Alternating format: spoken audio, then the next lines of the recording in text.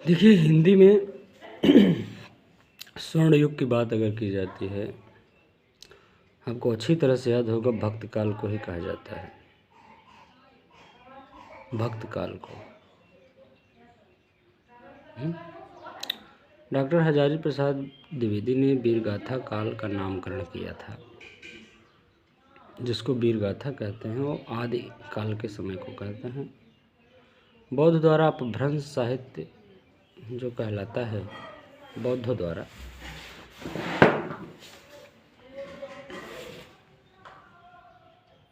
द्वारा जो है वो आपका आदिकाल, वो आपका कहा जाता है बौद्ध साहित्य कहा जाता है। रीतिकाल अलंकृत काल के नाम से जाना जाता है। मिश्र बंधु ने कहा था अलंकृत मतलब इसमें अलंकारों का ज़्यादा प्रयोग हुआ है। मिश्र बंधु ने कहा। डॉक्टर हजारी प्रसाद द्विवेदी ने रीतकाल को क्या कहा है?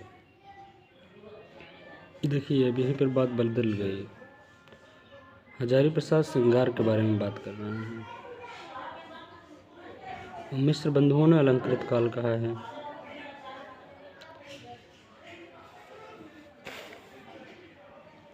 तो डॉक्टर हजारी प्रसाद द्विवेदी रीतकाल को क्या कह रहे हैं, एक बार फिर सोचिए। श्रृंगार काल,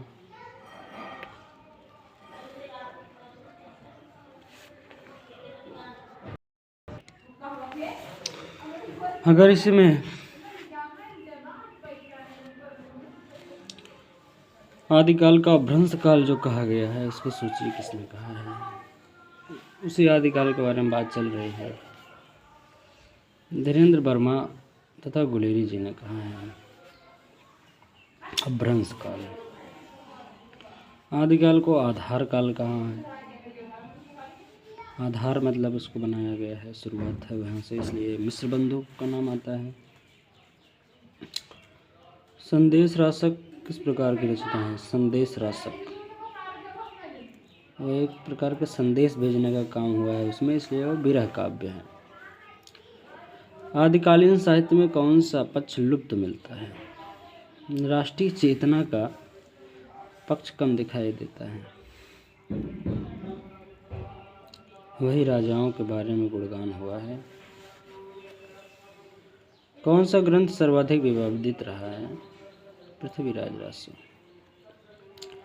उस प्रसिद्ध ग्रंथ का नाम बताओ जिसमें महोबा के वीरों आल्हा उदल के युद्धों का वर्णन है। परमाल रासो एक समझ लीजिए कि मूवी है जिसमें आल्हा उदल के बारे में बताया गया है। देखिए, अपना टाइम निकालिए, पढ़ाई करना ज़रूरी है, अच्छे से आप खुद कुछ कीजिए। अगला है पृथ्वीराज रासो का प्रधान रसवीर कौन सा है? प्रधान वाली बात जो बात है वो श्रृंगार ही है। पृथ्वीराज रासो महाकाव्य किस श्रेणी में आता है? विकासशील महाकाव्य है भाई। परमाल रासो का प्रधान रस जो है वो कौन सा होगा, सोचो। युद्धों के बारे में है तो इसलिए वीर रस भी आपने पीछे ही पढ़ा है। आल्हा उदल वाली कहानी। कुमांड रासो की परिभाषा, उनकी भाषा क्या है? डिंगल। भाषा दो होती थी, एक डिंगल एक पिंगल। पश्चिम राजस्थान साइड में बोली जाती थी जो उसे पिंगल कहते हैं। पश्चिम पसे पिंगल। भक्त का आंदोलन भाई आप इतिहास में भी पढ़े होंगे, दक्षिण में है। 24वां छूट रहा था। खुमाण रासो की क्या भाषा है? ये डिंगल है। किस आचार्य ने अपने भक्ति मार्ग में राधा की उपासना का सर्वोत्तम विधान किया था?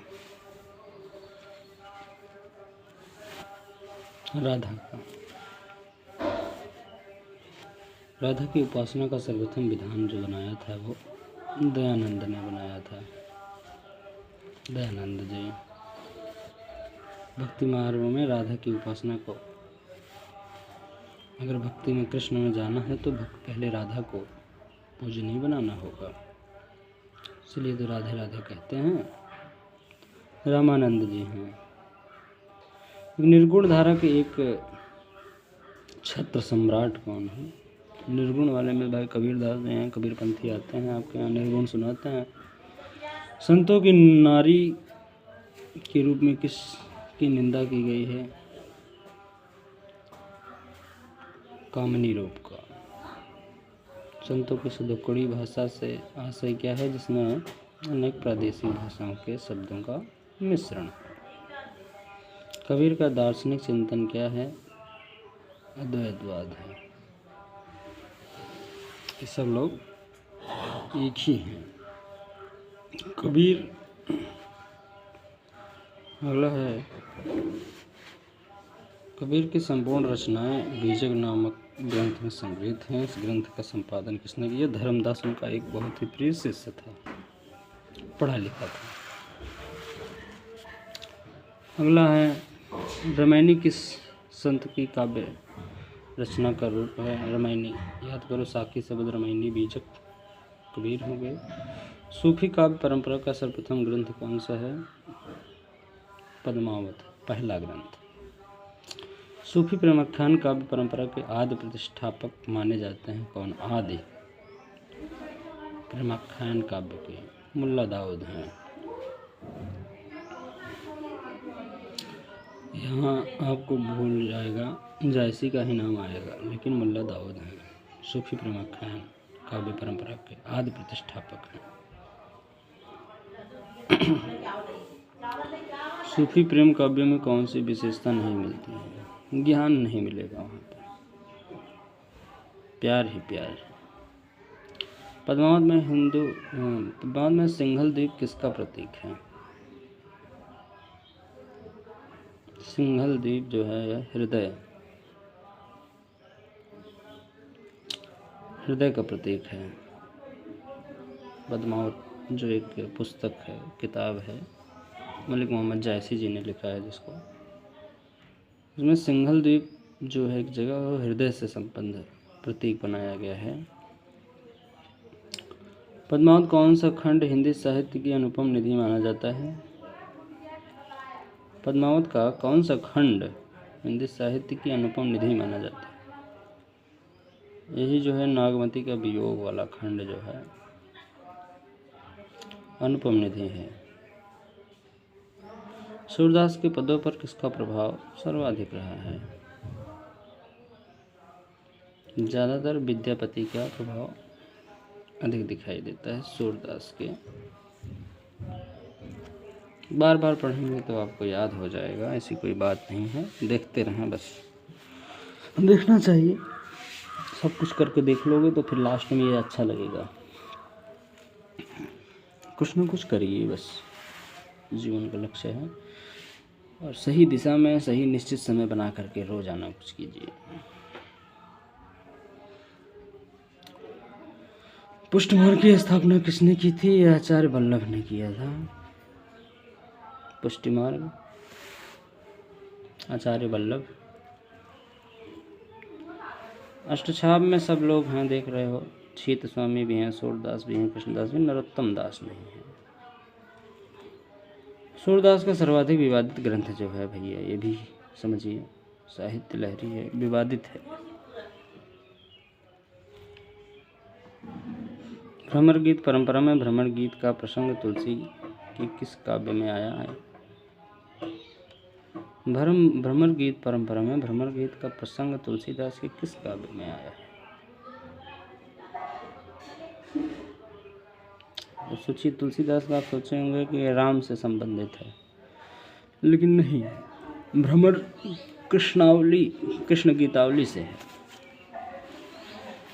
भौरों की तरह से कृष्ण को गुंजायमान चेहरा याद कीजिए। आधुनिक युग की भ्रमर गीत परंपरा में कौन अग्रणी है? भ्रमर गीत में सबसे ज़्यादा भैया अग्रणी है रत्नाकर।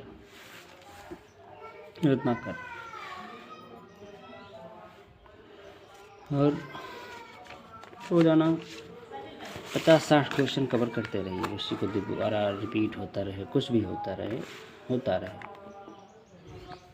अवधि में रचित कृष्ण काव्य का सर्वश्रेष्ठ कवि कौन से हैं? लच्छेदार जो होंगे, लच्छदास।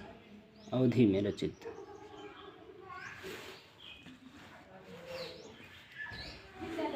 आधुनिक युग में अवधी भाषा में कृष्ण काव्य परंपरा के अंतिम कवि और उनका काव्य कौन सा है? अवधी भाषा में, याद रहे।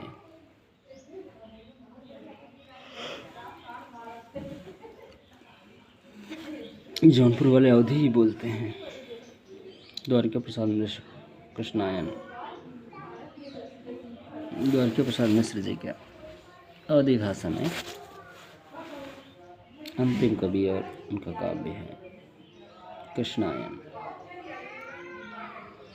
हिंदी में राम काव्य के मुख्य प्रेरणा स्रोत माने जाते हैं। राम काव्य के स्वामी रामानंद, राम राम करो बच्चा, कबीरदास को समझा गए थे। मुख्य प्रेरणा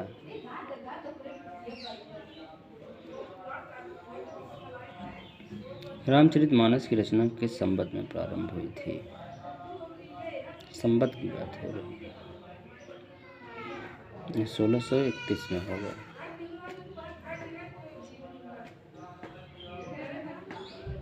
1631 संवत था।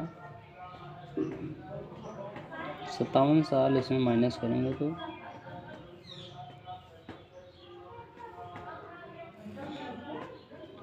वो ईस्वी में हो जाता है।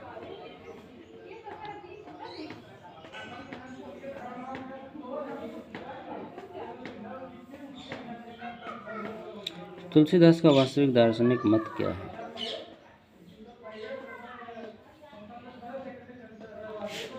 समन्वयवाद। राम भक्ति धारा के रसिक संप्रदाय के आदि प्रतिष्ठापक कौन हैं?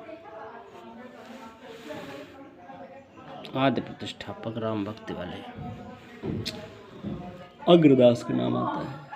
रीतकालीन लक्षण ग्रंथ परंपरा के आदि आचार्य कौन हैं? केशवदास जी हैं। यह प्रेम के पंथ कराल महा तलवार की धार पे धावनो है। प्रसिद्ध पंथ किस रीति मुक्त कवि की है? यह प्रेम को पंथ कराल महा तलवार की धार पे धावनो है। प्रेम के पंथ कराल महा तलवार की धार पे चलने के समान है। बोधा मुक्त कवि थे रीतकाल। ठाकुर भी थे मुक्त, घनानंद भी थे। आगे है छंदों का अजायब घर केशव को किस कृति को कहा जाता है? रामचंद्र का अजायब घर है। छंदों का अधिक प्रयोग हुआ है रामचंद्रिका में। भूषण का निम्नलिखित में से कौन सा लक्षण ग्रंथ है? लक्षण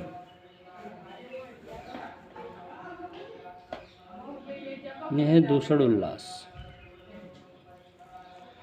बिहारी सत्साई की प्रसिद्धि का सबसे बड़ा कारण क्या रहा? क्या हो सकता है सबसे बड़ा कारण?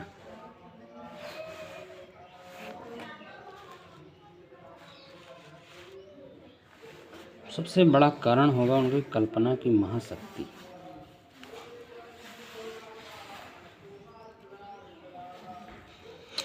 घनानंद का सर्वाधिक प्रसिद्ध ग्रंथ कौन सा रहा होगा? प्रसिद्ध जो है घनानंद का नाम सुजान से संबंधित जुड़ा रहता है। आपको पता है सुजान उनकी प्रेमिका थी।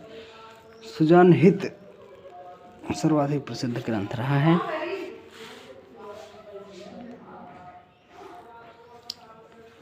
ब्रजभाषा गद्य का सबसे प्राचीन नमूना 14वीं सदी के लगभग किस ग्रंथ में मिलता है?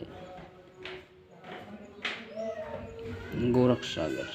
ब्रजभाषा 84 वैष्णवन की वार्ता और 252 वैष्णवन की वार्ता नामक प्रसिद्ध ब्रजभाषा ग्रंथों के लेखक कौन है? गोकुलनाथ। 84 वैष्णवन वार्ता के 252 वैष्णवन की वार्ता नामक प्रसिद्ध ब्रजभाषा। गोकुलनाथ ब्रजभाषा।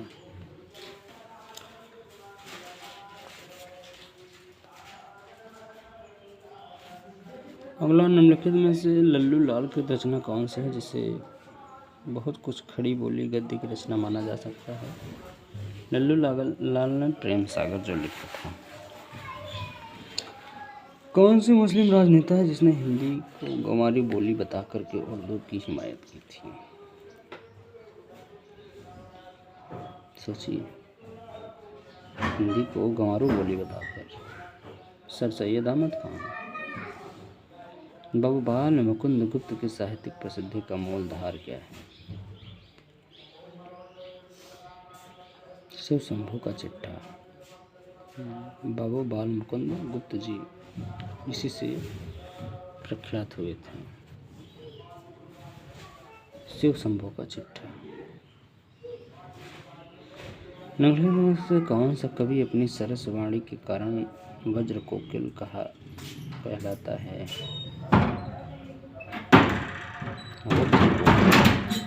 सत्यनारायण कविरत्न।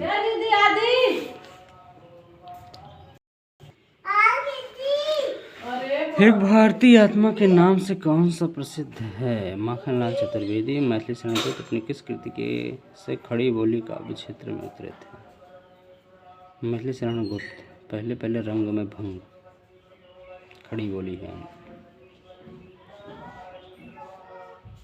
सरस वाणी के कारण ये 61वां वज्र कोकिल कहलाया जो सत्यनारायण कविरत्न थे। पुष्प की अभिलाषा आपको पता है। माखनलाल चतुर्वेदी। निम्नलिखित में से वीर रस के कवि कौन हैं? श्याम नारायण पांडे। झांसी की रानी प्रसिद्ध कविता के रचयिता आप जानते हैं। खूब बड़ी मर्दानी सुभद्रा कुमारी चौहान। छायावाद का वास्तविक आरंभ किस ग्रंथ से माना जाता है? यह माना जाता है आंसू से। निम्नलिखित से कौन सा छायावादी कवि विद्रोही और क्रांतिकारी रहा है? निराला वो व्यक्ति था जो सूर्यकांत त्रिपाठी निराला था, वही व्यक्ति महाशख्स छायावादी कवि।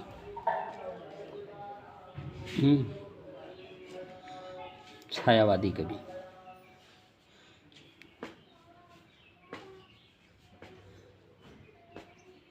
आधुनिक काल के कवियों में अगर आप बांटेंगे तो सबसे पहले वो बड़े बड़े बाल याद कीजिए, घुंघराले हरिश्चंद्र का नाम याद कीजिए। उसके बाद द्विवेदी जी आते हैं, फिर छायावाद आता है, फिर छायावाद उत्तर आता है। इस तरह से श्रृंखला चलती रहती है। आगे है आधुनिक मीरा किसे कहा जाता है? महादेवी वर्मा को। कुतुबन की रचना कौन सी है? मृगावती है। दाऊद मुल्ला का संबंध किस काव्यधारा से? सूफी काव्यधारा से। मानव शैली का प्रयोग किस प्रकार? मनसवी शैली। सुमी प्रामाख्यान कवियों में, सुमी प्रामाख्यानकों में हुई है मनसवी शैली। जैसी के पद्मावत का रचना काल कौन सा है? पद्मावत जब लिखी गई तो 1540 की बात है। पद्मावत को हीरामन तोता किसका प्रतीक है? पद्मावत में गुरु का हीरामन तोता का नाम आता है जो गुरु का प्रतीक है। जैसी के किस ग्रंथ में कयामत का वर्णन है? जैसी के आखिरी कलाम में। भाई आखिरी बार लिख रहे थे कयामत की बात कर रहे।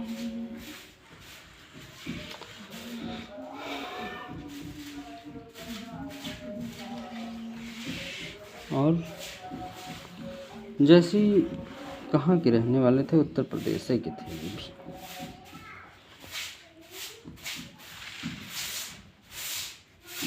आगे है छाप का स्थापना वर्ष कब हुआ था? 1565 में। इनमें से सूफी काव्य का प्रमुख तत्व क्या है? प्रेम। बिहारी सत्साई पर किस ग्रंथ का प्रभाव ज़्यादा पड़ा हुआ है? बिहारी सत्साई पर गाथा सप्तशती, आर्या सप्तशती, अमरोग सप्तक, और प्रयुक्त सभी। सखी संप्रदाय के प्रवर्तक कौन है? स्वामी हरिदास जी।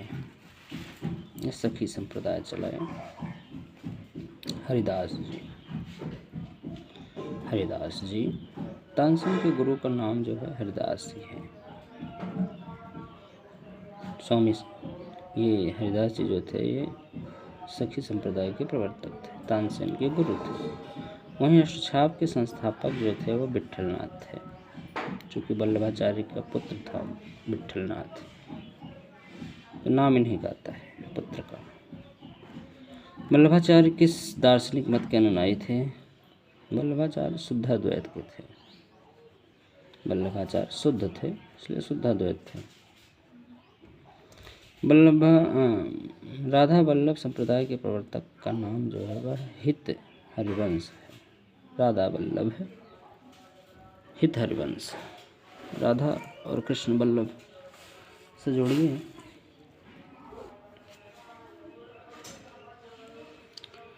निकुंज बिहारी श्री कृष्ण को अपना आराध्य देव मानते थे। स्वामी हरिदास को। सूरदास के किस काव्य ग्रंथ में रीत निरूपण हुआ है? साहित्य लहरी का। सूरदास का जीवन काल क्या है? 1478 से 1583 तक। सूरदास याद कीजिए, 1478 से 1583 तक।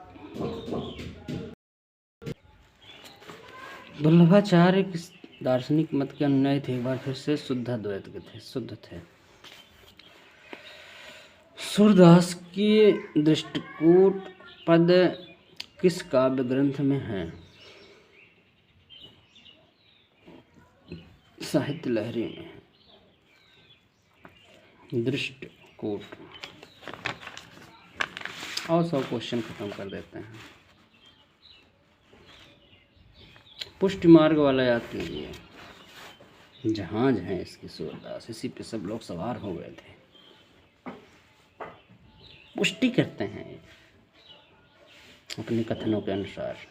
सूरदास की भक्ति किस प्रकार की है? सखा भाव, भगवान कृष्ण से सखा भाव रखते थे।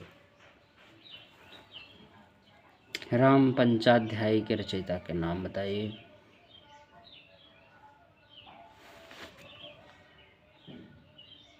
राम पंचाध्यायी के जो नंददास जी हैं, वल्लभाचार्य का शिष्य, सब लोग हैं इसमें, सिर्फ नंददास नहीं है। 95 में।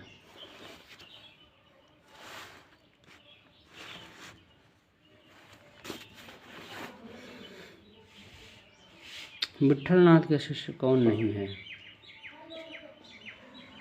नंददास जो हैं विट्ठलनाथ के हैं, छीत स्वामी हैं, गोविंद स्वामी हैं, ये सभी हैं, लेकिन कुंभन दास नहीं हैं। तब ये जरूर वल्लभाचार्य के हैं जरूर अष्टछाप में। मीराबाई का जीवन काल क्या था? 1504 में पैदा हुई थी बेचारी और 1663 में खत्म हुई।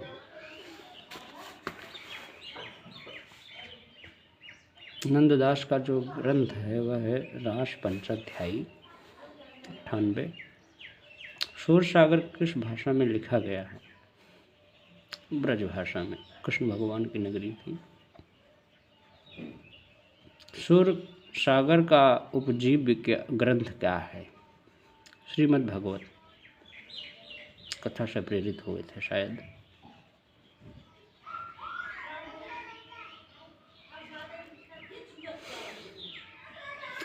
एक 102 वाला पढ़ लीजिए। हिंदी साहित्य के आदिकाल के समय सीमा। कोई कवि 650 वर्ष से बताते हैं और अधिकतर कवि 1000 ईस्वी से 1350 बताते हैं। फिर 1350 से 1650, 1650 से 1850, 1850 से अब तक जो चल रहा है वही सब आधुनिक काल है। धन्यवाद। वीडियो बहुत अच्छी, आप समझदार हैं तो समझिए, नहीं तो इतनी अच्छी ना कहिए भाई, इसमें बहुत ज़्यादा डेकोरेशन और तमाम चीज़ें नहीं हैं, लेकिन ये है कि प्रयास करता रहता हूँ अपने लिए।